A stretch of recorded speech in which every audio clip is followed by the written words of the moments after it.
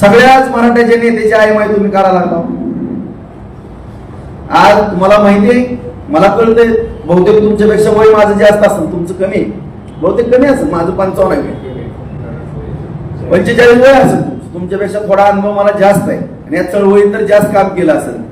आता त्या अंतरवाली सराटीला दुर्दैवी घटना घडली आणि तुमचा उदय झाला.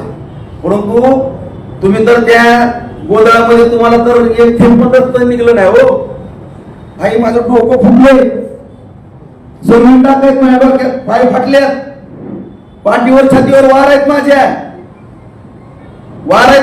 माझ्या जमिनी किती गेल्या ती बघायला ह्या जरा एकदा. इथल्या मराठाला जी खरं प्रामाणिक मराठी आहेत, जे छत्रपतीचे मावळे ओरिजिनल आहेत नाही तर त्यांच्याकडनं एकदा ऐका आणि पत्रकार परिषदेमध्ये लाईव्ह ऐका, मग नेमकं कळलं खरा छत्रपतीचा मावळा या बार्शीमध्ये काम करणारा कोण आहे.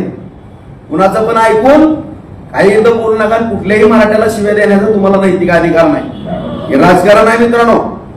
सगळ्या मराठा समाज बांधवाला सांगतो, हात जोडून सांगतो, सगळ्या पक्षामध्ये मराठ्याचे आमदार आहेत मित्रांनो.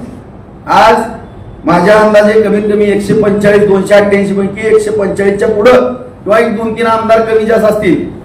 आज आमदाराची संख्या मोजा मित्रांनो. आज जर असंच चालत राहिलं, दादांचा हट्ट जर असा चालत राहिला म्हणून दादा, तर 100च्या आत मराठ्याचे आमदार आल्याशिवाय राहणार नाहीत. माझ्याकडनं लिहून घ्या. मी राजकीय तज्ञ आहे, मला सगळं कळतंय. तुम्ही कुणाचे आमदार पाडायला चालला? अरे तुम्ही ज्या पक्ष, कुठल्या का पक्षात काम करा ना, कोण पण, तुम्हाला काय काहीशी घेणं देणं आहे. तो मराठा चळवळीची बांधील आहे का नाही तेवढं बघा. मी कुठल्या पण पक्षात, मी बहुजन विकास आघाडीमध्ये काम करेन, प्रकाशजी आंबेडकरांच्या, मी आठवले साहेबांच्या आरपीआय मध्ये काम करेन, मी भाजपमध्ये काम करेन, मी शिंदे साहेबांच्या शिवसेनेत काम करेन, दादाच्या राष्ट्रवादीत काम करेन, पवार साहेबांच्या करेन, उद्धव साहेबांच्या करेन किंवा काँग्रेसमध्ये करेन. तुम्हाला काय करायचंय कुणाच्या पक्षात? अरे जी भाजपमध्ये पण 7 आमदार आहेत, सगळ्याला पाडणार आहेत का तुम्ही? कशामुळे तुम्ही मराठ्याच्या आमदाराला पाडतो? मग मला मराठा म्हणून पाडायचं, 113 जण पाडतो. अरे मी पण आहे ना त्याच्यात, मी पण आता भाजपला पाठिंबा दिलाय म्हणतो ना. बरं, आम्हाला पाडायचं, मग निवडून कोणाला आणणार आहेत तुम्ही ती तर सांगा. म्हणजे आमच्या इथल्या विरोधकांनी त्यांची जी काही बगल बच्चे तुमच्याजवळ पाठवले त्याला निवडून आणणार आहेत का ते तरी सांगा एकदा. आणि तुमची इच्छा काय पूर्ण करायची का? इथलं मराठ्याचं अस्तित्व वार्षिकला संपवायचं का? तसं सांगा. तुम्हाला असं वाटतंय का माझ्या घराण्याला आमदारकीची लयशी सारी लागली? माझ्या तमाम ज्या मराठा समाजातल्या बांधवांनी हातातल्या पोडासारखं इथं सांभाळले आणि मराठा समाजाने थोरल्या भावाची भूमिका बार्शीमध्ये बजावली, त्याच्यामुळे असंख्य समाज आश्रयाला आला. त्या सुद्धा समाजाने या ठिकाणी योगदान दिलं. या ठिकाणच्या तालुक्यातल्या जनतेला मी सुद्धा प्रामाणिकपणाने विचारणार आहे, बाबा आमचं नेतृत्व तुम्हाला आवडतंय का? जर जनता म्हणली आवडतं, आम्ही उभं राहू. आम्ही विचारू आम्ही कशा पद्धतीने उभं राहू. आम्हाला योग्य वाटलं आम्ही उभं राहू, नाही योग्य वाटलं आज या पत्रकार परिषदेत जाहीर करतो मित्रांनो. उद्या दुसरा सुद्धा एखादा मराठा कॅन्डिडेट असेल त्याला सुद्धा आम्ही या ठिकाणी जाहीर पाठिंबा देऊ आणि त्याला निवडून आणण्याची भूमिका या राऊत घराण्याची असेल. कुठली लालसा आम्हाला या आमदारकीची नाही. जसं स्वप्न दादा तुम्हाला मुख्यमंत्री पदाचं पडायला लागलेलं दिसतंय, मला तुमचं मंत्रिमंडळ पण तयार आहे हे ऐकतोय मी. आता कितपत खरं खोटं मला माहित नाही, पण ऐकतोय मी. परंतु तुमचा सन्मान या ठिकाणी एकनाथ शिंदे सारख्या एका रिक्षावाल्या मुख्यमंत्र्यांनी ठेवलेला आहे, ह्याची पण तुम्ही जाणीव ठेवा दादा. या पत्रकार परिषदेच्या माध्यमातून मराठा समाज बांधव महाराष्ट्रातला ऐकत असाल, हात जोडून नम्रपणे सांगतो, महाराजांची शपथ घेऊन सांगतो मराठा बांधवांनो, तुम्ही आठवा ते जुने दिवस विसरू नका कोणी. 1982 साली या माझ्या कैलासवासी अण्णासाहेब पाटलांनी डोक्यात गोळी घालून आत्महत्या केली. इतिहास विसरू नका कोणी, इतिहास अजिबात विसरू नका. त्या अण्णासाहेब पाटलांच्या बाबतीमध्ये कुणी वेदना व्यक्त केल्या सरकारनं मला सांगा. ज्या एवढ्या थोर महात्म्याचं बलिदान त्या ठिकाणी दिलं गेलं, बलिदान त्या ठिकाणी त्यांना त्याग करावा लागला जीवनाचा. मित्र जीवन संपवलं तरुण वयात मित्रांनो. कुठल्या सरकारने दखल घेतली नाही, कोण कोण त्या सरकारमध्ये होतं बघा. परंतु आज प्रत्येक गोष्ट मी सरकारची तरफदारी करत नाही, चमचेगिरी करत नाही, पण खरं आणि खोटं या ठिकाणी समजून घ्या. माझी हात जोडून विनंती आहे. आज या ठिकाणी माझ्या माहितीप्रमाणे मला जेवढं जेवढं कळतंय या राजकारणामध्ये किंवा समाजकारणामध्ये काम करतो बांधवांनो, तमाम माझ्या महाराष्ट्रातल्या मराठा बांधवांना मी सांगू इच्छितो की आज या बार्शी तालुक्यामध्ये सुद्धा 1870 इंग्रज सरकार होतं, ते 1930 पर्यंतच्या मराठा कुणबी नोंदी या ठिकाणी बार्शी नगरपालिकेमध्ये सापडल्या गेल्या। आज ग्रामीण भागातल्या सुद्धा रेकॉर्ड रूम मध्ये नोंदी सापडल्या। 18,000 नोंदी शोधण्याचं काम या तळमळीच्या कार्यकर्त्यांनी केलेलं आहे, सगळ्या बार्शीकरांना माहित आहे। उर्दू सुद्धा शिक्षक आणले, रात्र बरं बसवले, सगळा स्टाफ बसवला, 18,000 नोंदी उडत। आज जवळपास या बार्शी तालुक्यामध्ये 2.25 लाख मराठा समाजाची संख्या आहे मित्रांनो। मी आज जबाबदारीने सांगतो प्रामाणिकपणाने, कमीत कमी 70 ते 75% समाज आज कुणबी ओबीसी मध्ये समाविष्ट झालेला आहे। मला म्हणून दादा तुम्हाला एवढीच विनंतीपूर्वक विचारायचंय, ज्या अण्णासाहेब पाटलांना आपला जीव द्यावा लागला, गमावा लागला, त्यांचा कुणी विचार केला नाही, परंतु तुम्ही उपोषणाला बसले होते। उपोषणाला बसल्यानंतर माननीय शिंदे साहेब मुख्यमंत्री आहेत, त्यांच्या सरकारनं दखल घेतली, शिंदे साहेबांच्या सरकारनं दखल घेतली, शिंदे समितीची स्थापना केली आणि सगळ्या कलेक्टरांना आदेश दिले कडक, सगळे रेकॉर्ड तपासा, रात्र सगळी माणसं बसवली तपासाला, सगळे महसूल कर्मचारी तपासाला बसवले मित्रांनो। सगळ्या नोंदी ओळखल्या गेल्या, तुमच्या तोंडात नाही ऐकलो, 50 लाख नोंदी सापडल्या, 40 लाख तुम्ही सांगितलं, माझ्या आंदोलनाला यश आलं, एवढ्या नोंदी सापडल्या। मग आज या तमाम महाराष्ट्रातला माझ्या अंदाजानं तुम्ही जी आकडेवारी सांगितली त्यामध्ये जवळपास 50%हून कुणबीमध्ये पहिला विदर्भातला समाज गेलेला आहे। काही मोठ्या लोकांना पूर्वी ओबीसीचे दाखले मिळत होते, गपचूप काढायचे, कुठल्या तरी एखाद्या कलेक्टरनं सांगितलं की, परंतु ही मराठा समाजाची चळवळ उभी राहिल्यानंतर ज्या नोंदी सापडल्या गेल्या त्यामुळे 50% मराठा समाज हा कुणबीमध्ये गेला। काय कोकण मधल्या मराठा समाज बांधवांची मागणी आहे की आम्हाला ओबीसी समाजामध्ये नको, आम्हाला स्वतंत्र मराठा म्हणूनच आरक्षण पाहिजे। त्याकरता सुद्धा 2 मत प्रवाह या ठिकाणी मराठा समाजामध्ये येऊ लागल्यामुळं या ठिकाणी दोन्ही मराठा समाजाचं समाधान करण्याच्या दृष्टिकोनातून मराठा समाजामध्ये वाद लागू नये किंवा धरी पडू नये म्हणून या ठिकाणी माननीय शिंदे साहेबांच्या मार्गदर्शनाखाली या ठिकाणी एसईबीसीचं सुद्धा 10% आरक्षण त्या ठिकाणी देण्यात आलं मित्रांनो। ही वस्तुस्थिती आहे। मग मला या ठिकाणी सांगा, आज एसईबीसीच्या खाली 10% आरक्षण दिलं गेलंय, कुणबीतला विदर्भातला तर मराठा समाज आहेच, मग माझ्या माहितीप्रमाणे 50% कुणबीमध्ये मराठा समाज समावेश झालेला आहे। तो मराठा समाज कुणबीमध्ये जात असताना 83 नंबरला आपला समाज त्या ठिकाणी आहे, मंडल आयोगाच्या शिफारशीप्रमाणे कुणबी मराठा कुणबी, त्याकरता कुठल्याही ओबीसी समाजाचा विरोध नाही। आज ज्यावेळेस कुणाचा काही संबंध नव्हता, 94 सालामध्ये माननीय मोठ्या पवार साहेबांनी GR काढला 16%चा, त्याच्यावर तुम्ही एक शब्द बोलत नाहीत। माझ्यासारख्या मराठा समाजातल्या आज बोललो नाही, कार्यकर्त्याला शंका यायला लागल्यात, बार्शीतल्या जी चळवळीत काम केलेल्या आहे त्याच्यावरती दादांचं काही वाक्यताच नाही, त्याच्यामुळे किती नुकसान झालं ह्याच्याबद्दल काय नाही। परंतु आज ज्या माननीय मुख्यमंत्री एकनाथ शिंदे साहेबांच्या मार्गदर्शनाखाली, मग फडणवीस उपमुख्यमंत्री असतील किंवा दादा यांनी समाजासाठी जे निर्णय घेतले ते आज कुणबीचे दाखले मिळायला लागले। अण्णासाहेब पाटील महामंडळाच्या माध्यमातून 6,000 कोटी वाटप झालं, एसईबीसीचं आरक्षण त्या ठिकाणी मिळालं, सारखी योजना आहे, मराठा समाजातल्या तरुणाला परदेशातल्या शिक्षणाचा विषय आला, ओबीसी समाजाप्रमाणे मराठा समाजाच्या पण मुलांना फी त्या ठिकाणी मिळू लागली। त्याचबरोबर मुलींच्या बाबतीमध्ये सुद्धा मुलींची शिक्षणाची अडचण होती। आज शिंदे साहेबांच्या मार्गदर्शनाखाली फडणवीस असतील किंवा अजितदादा असतील यांनी जो निर्णय घेतला त्यामध्ये 100% मुलींना शिक्षण माफ केलं। अहो, ही मराठा समाजाची तीव्रता पाहून किंवा भावना ओळखून आज ह्या सरकारने निर्णय घेतले। मग जुन्या सरकारनं एवढं हानमार केली, अण्णासाहेब पाटलासारखं थोर व्यक्तिमत्व आपल्याला गमावं लागलं, परंतु तुम्ही भाग्यवान आहेत तुम्हाला ती मराठा समाजाचं क्रेडिट घेताही नाही. आज उपोषण सोडायला तहसीलदार पण लवकर जात नाही दादा, पण महाराष्ट्र राज्याचे मुख्यमंत्री तुमचं उपोषण सोडायला गेले. हायकोर्टाचे 3 माजी न्यायाधीश तुम्हाला समजून सांगायला गेले.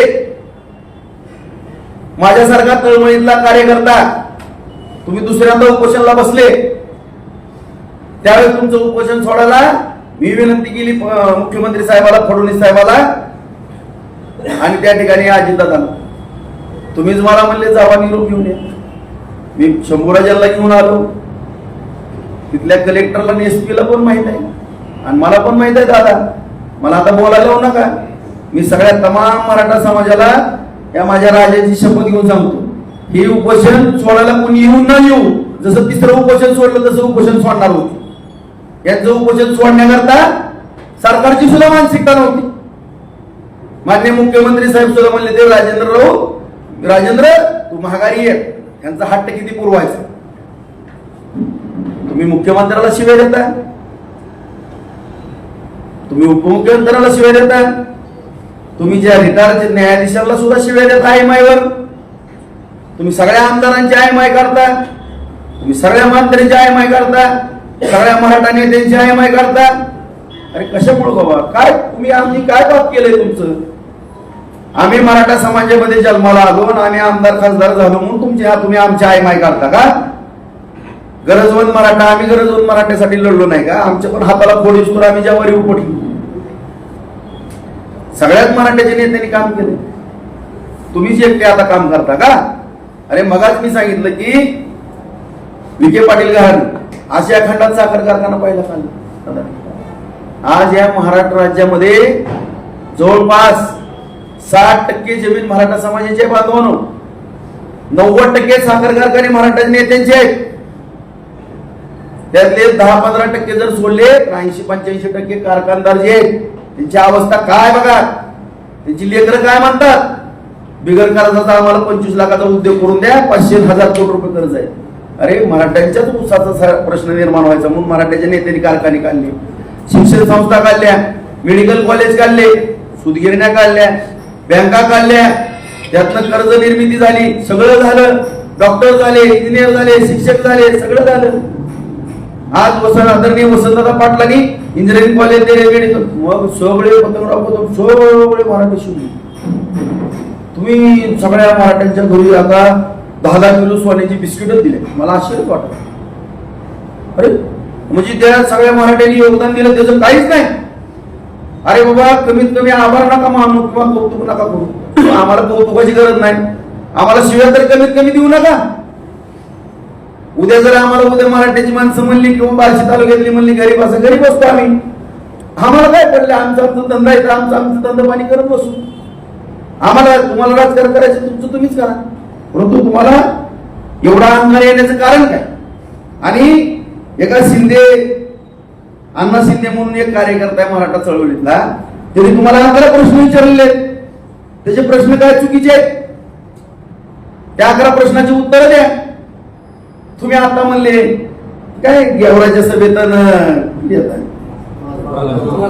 माझगावच्या सभेमध्ये, दादा ही भाषा तुम्ही वापरायला नाही पाहिजे माझ्याबद्दल.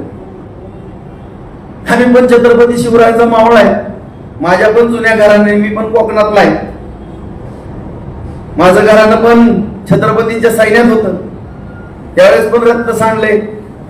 मध्ये पण महागा मी बालवयामध्ये तरुण वयामध्ये मराठा समाजासाठी छातीचा पोट केलेला आहे, लढलो, रक्त सांडलं, मार खाल्ला, जेलमध्ये गेलो. आणि आता तुम्ही जर मराठा चळवळीतल्या काम करणाऱ्या जर राजेंद्र सारख्या एका चळवळीतल्या कार्यकर्त्यांवर आरोप करत असाल, तुम्ही एकटेच वफादार आहेत आणि बाकीचे सगळे मराठ्याचे नेते गद्दार आहेत असं जर म्हणत असाल दादा, तर मला कीव येते तुमची. आज या ठिकाणी माझ्या तमाम महाराष्ट्रातल्या बघणाऱ्या मराठा बांधवांना मी प्रामाणिकपणानं जे बैठकीमध्ये 2-4 गोष्टी सांगणार आहे मित्रांनो, जर खोट्या निघाल्या, मी 3च सांगतो आता, परत बाकीच्या सांगतो, आणखी शिल्लक ठेवतो काय काय घटना काढायच्या चर्चेला गेल्यानंतर.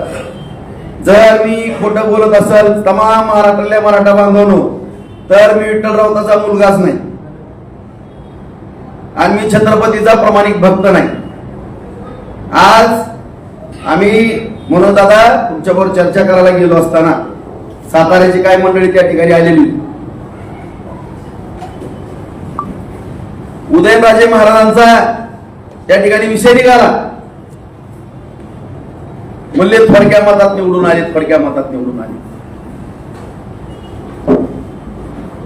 मला तर त्या दिवशी खऱ्या अर्थानं धक्का बसला. दादा तुम्हाला किती अहंकार चाललाय. मी माझ्या या देवाची शपथ घेऊन सांगतो तमाम महाराष्ट्रातल्या मराठा बांधवांना, दादांचं हे वाक्य आहे, मी फुकलो असतो तरी हे राजे पडले असते, मी फुकलो असतो तरी हे राजे पडले असते, मी राजे म्हणून सोडून दिलं असा हात केला. मी जर खोटं बोलत असेल तर या महाराजाचा भक्त आयुष्यात नाही मित्रांनो, माझ्या विठ्ठलरावाचा पोरगा नाही. मी माझ्या आई बापा शपथ खरं सांगतो, आज मला पण माझ्या सहनशीलतेच्या बाहेर जाऊन देऊ नका. मी तर तुम्ही हुकलेली करताना त्यापेक्षा 100 हुकलेली लिहू पाहिजे. आज दुसरा मुद्दा या ठिकाणी सांगतो बांधवांनो, माझ्या आई वडिलांची शपथ घेऊन सांगतो, छत्रपती शिवरायांची शपथ घेऊन सांगतो. जवळच्या जरांगे दादांबरोबर चर्चा केली, दादा ही चर्चा केली होती, अण्णासाहेब पाटलांच्या बाबतीत ही घडलं, तुम्हाला मान सन्मान शिंदे साहेब त्यांच्या सगळ्या मंत्रिमंडळाने दिलाय, सरकारनं दिलाय, तुमच्या काय मागण्या आहेत व्यवस्थित मला सांगा, तुम्ही तुमचे 4-5 वकील मला जोडून द्या, जे काय ते व्यवस्थित मला समजून सांगा, नेमकं काय करायचंय. हैदराबाद गॅजेट, ओबीसी मराठा हे काय कसं आहे काय आहे ते सांगा. मी तुम्हाला पण कोर्टातल्या पद्धती सांगितल्या, तुम्हाला पण माहिती आहे, तुम्ही पण चळवळीतले कार्यकर्ते. मी एवढं त्या ठिकाणी म्हणलं तुम्हाला की दादा काही लढाई आपण मोर्चाच्या माध्यमातून लढली, काय आंदोलनाच्या माध्यमातून लढली, ठीक आहे, परंतु ज्या डॉक्टर बाबासाहेब आंबेडकरांनी घटना लिहिली त्या घटनेच्या आधारावरती सुद्धा आपल्याला काय अंशी चालावं लागणार आहे, काय कोर्ट कचेरी करावं लागणार आहे. आणि ज्या आपल्या मागण्या सातत्याने मराठा समाजाचे आहेत, शास्त्र सरकार पुढे गेलेले आहेत, आपण हायकोर्टामध्ये पिटिशन टाकू, सुप्रीम कोर्टात काय करायचं असलं करू. मी सगळे मराठा आमदार एकत्र करतो, जे काय कोट 2, 5, 10, 20 कोटी रुपये वर्गणी करायचे आम्ही करतो. जर कुणी नाही दिले तर 5-10 कोटी रुपये माझं शेत विकतो, रोहितगी सारखे वकील द्या, राम जेठमलानीच्या पोराला उभा करा, कुठलाही वकील सांगा, वकील द्या, हायकोर्टातनं डायरेक्शन द्या. आणि जर आपलं हैदराबाद गॅजेट असेल किंवा मराठा ओबीसी एक असेल तर हायकोर्टात आपण याचिका दाखल करू, डायरेक्शन मागू. डायरेक्शन मागितल्यानंतर कोर्ट निर्णय त्या ठिकाणी देतो, 4 आठवड्यात 8 आठवड्यात सरकारनं प्रतिज्ञापत्र सादर करावं. ही परंपरा आपल्या घटनेत तरतूद आहे. त्याप्रमाणे आपण तो प्रश्न सोडू. कुठलाही वकील लावायचं सांगा, किती पैसे लागू द्या, आम्ही मराठ्याच्या आमदारावर आणि कुणी नाही दिली तर मी बघतो. ही माझी भाषा आहे बांधवांनो. तर मला उत्तर प्रामाणिकपणानं सांगतो मराठा बांधवांनो, अरे राऊतसाहेब ह्या केसचा वकील पण मी आहे, जज पण मी आहे, हे उत्तर मला दिलं. मग तुम्हाला हा विषय मिटवून द्यायचा नाही का? नेमकं ह्या विषयाचं करायचं काय तुम्हाला, त्याचं उत्तर मला द्या. तिसरा मुद्दा, ज्यावेळेस सगळे सोयरेचा विषय होता बांधव, त्याच्या बाबतीमध्ये सुद्धा तुम्ही नाहीत, परंतु तुमच्याकडचे 1-2 व्यक्ती आहेत, त्यांची नावं वेळ आल्यावर मी जाहीर करा. मी म्हणलं सगळे सोयरेचा विषय, मला म्हणले सगळे सोयरेचं तुम्ही डिक्लेअर करा. ठीक आहे म्हणलं. मी चर्चा शंभूराजे देसाईंबरोबर पण केली. सगळ्या चर्चा होत असताना सगळे सोयरेच्या बाबतीमध्ये अधिसूचना निघली, त्याला कायद्याचं रूपांतर करायचं, परंतु त्याला जवळपास 7-7.5 लाख हरकती आलेल्या होत्या. त्याच्या बाबतीत पण तुमच्या सहकाऱ्यांबरोबर मी चर्चा केली. तुमच्या सहकाऱ्यांचं असं मत आलं दादा, मी म्हणलं ते हरकती आल्या, त्याला कायदेशीर नोटिसा, उत्तर जवाब सगळे हिअरिंग वगैरे व्हावं लागतंय. बिगर सुनावणीचा जर निर्णय दिला तर ती कोर्टात टिकणार नाही. तुमचे सहकारी म्हणले तुम्हाला काय करायचं, टिकू द्या, अगर नाही टिकू द्या, देऊन टाक. नेमकं तुम्हाला करायचं काय? बरं, त्याच्यामध्ये परत काय माझे सहकारी बाहेर शिकले होते, ते सुद्धा होते सगळे सोयरेच्या बाबतीमध्ये चर्चा करत असताना, आणि अशा रीतीनं तुमचं तुम्ही देऊन टाका म्हणले. परत हा निरोप येत असताना बघू आपण सगळे सोयरेचा विषय कसा मिटवता येईल तो बघू. हा निरोप घेऊन मी शासनाकडे गेलो. शासनाकडनं आम्ही परत तुमच्याकडे आलो.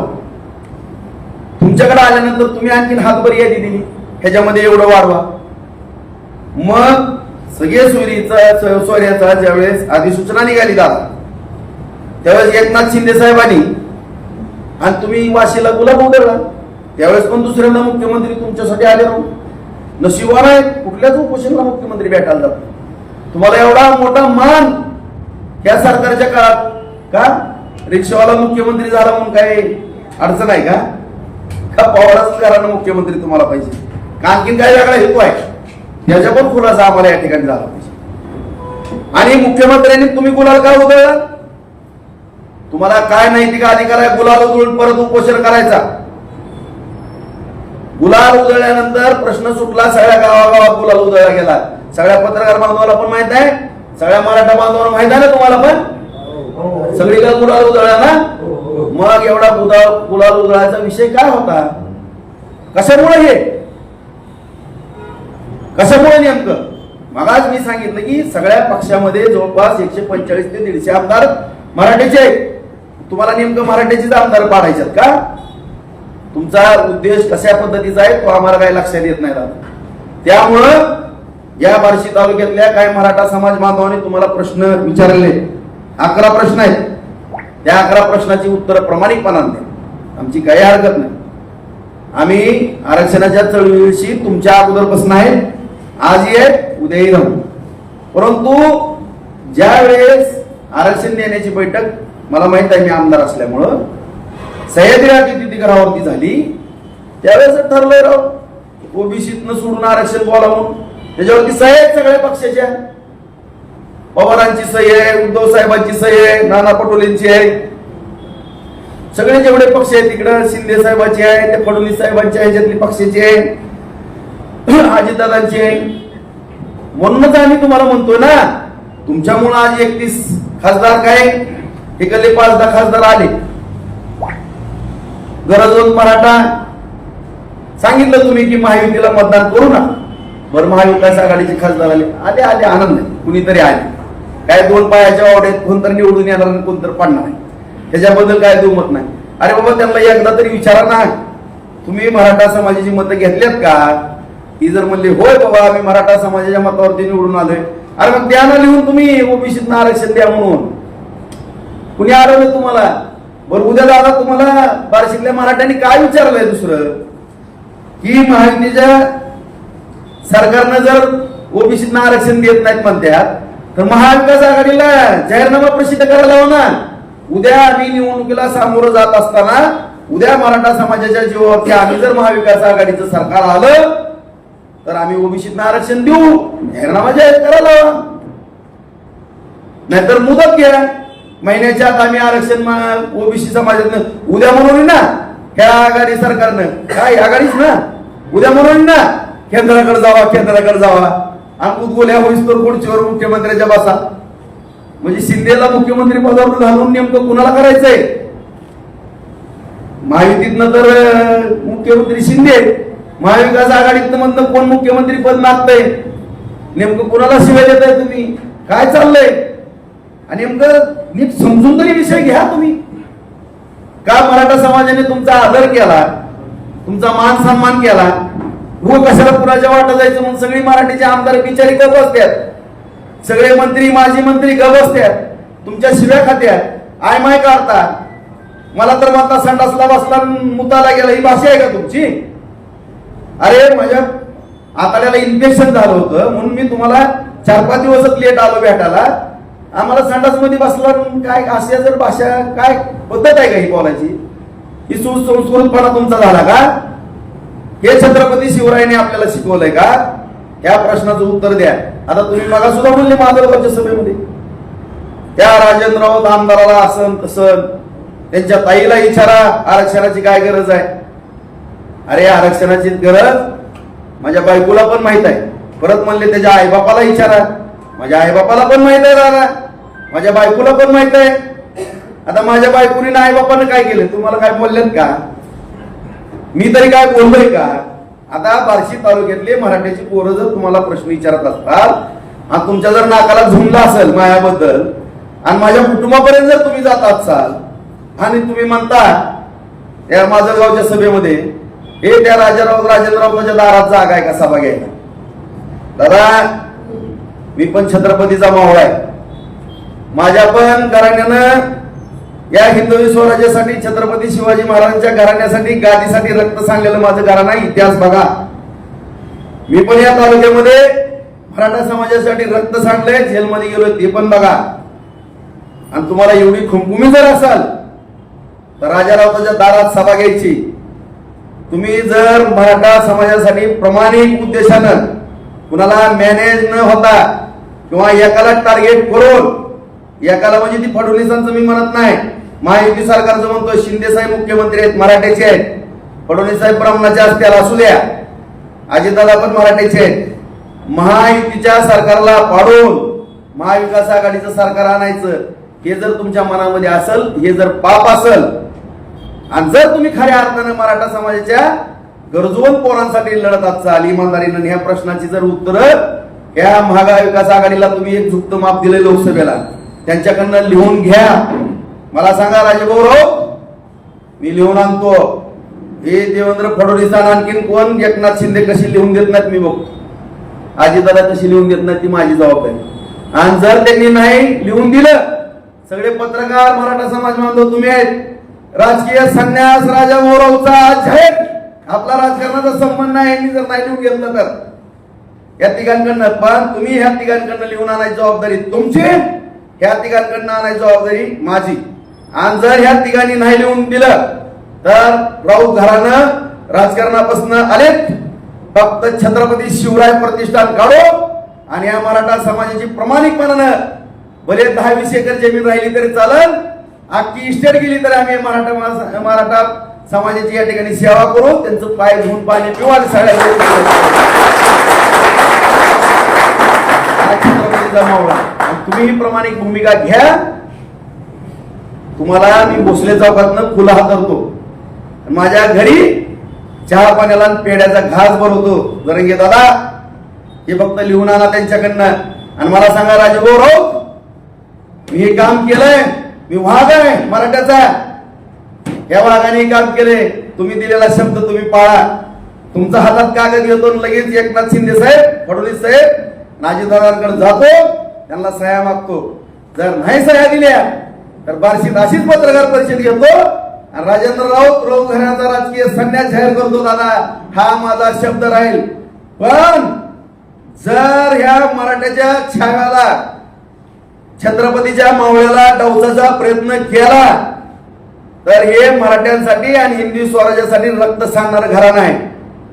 आणि खंडोजी खोपड्याच्या भूमिकेत जर येऊन तर राजाराऊत म्हणतात, मला काय परिणाम होईल अख्खा महाराष्ट्र इतिहासामध्ये नोंद करेन या राजाराऊताची. माझं डोकं फिरवू नका तुम्ही, एवढेच हात जोडून विनंती करतो.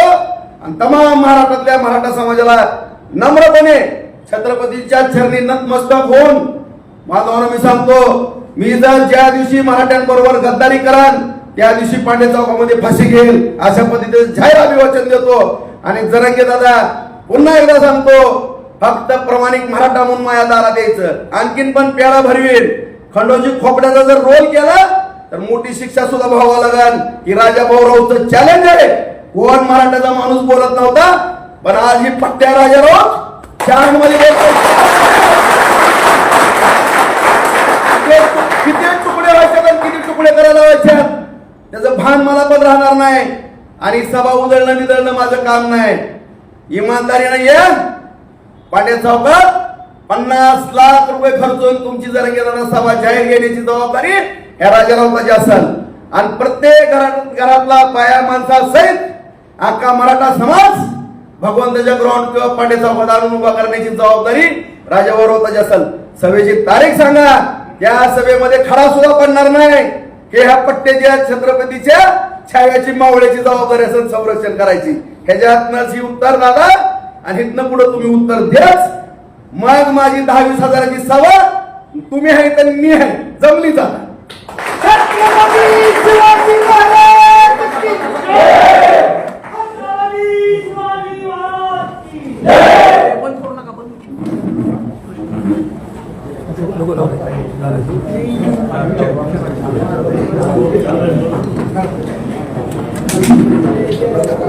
विचारायचं कुणाला आता काय सगळं झालं व्यवस्थित झालं शेवट